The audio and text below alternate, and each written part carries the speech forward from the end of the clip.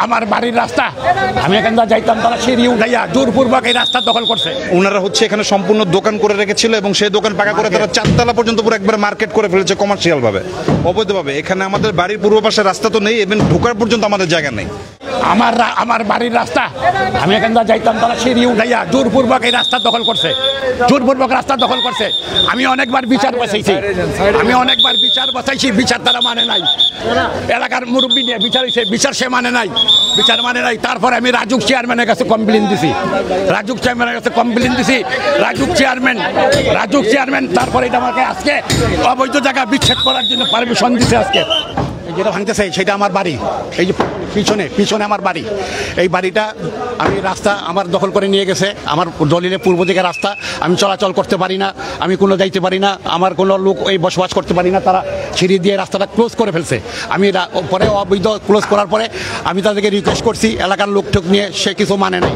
বিচারও বসছে, বিচারও মানে নাই, কোনো কিছু মানে নাই। পরে আমি রাজুক চেয়ারম্যানের কাছে অভিযোগ দিছি, রাজুক অভিযোগের প্রেক্ষিতে তারা আজকে আসছে, আইসা এটা আমার রাস্তা, চলাচলের রাস্তা তারা ওপেন করে দিচ্ছে। আপনার সাথে মূলত আর কি ঘটেছে এতদিনে?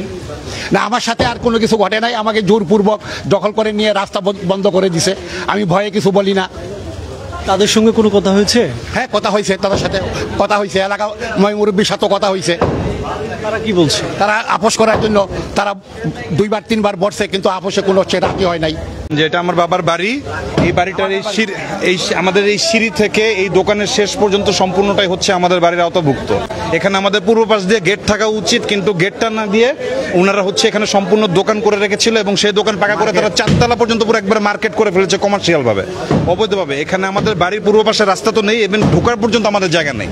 এবং এটার জন্য আমার বাবা এবং আমরা অনেকবার এলাকার সকল মুরব্বীদের সাথে বসে কিভাবে হচ্ছে এই প্রবলেম থেকে আমরা নিস্তার পেতে পারি তাদের কাছে আমরা অনেকভাবে হেল্প চেয়েছি।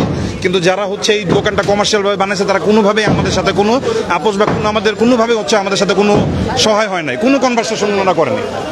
যার পরিপ্রেক্ষিতে আমার বাবা হচ্ছে নিরুপায় হয়ে হচ্ছে রাজুকে কমপ্লেন করেছেন, এবং সেই উপলক্ষে সেই প্রেক্ষিতে হচ্ছে রাজুকে সে আজকে এই অ্যাকশনটা নিয়েছে।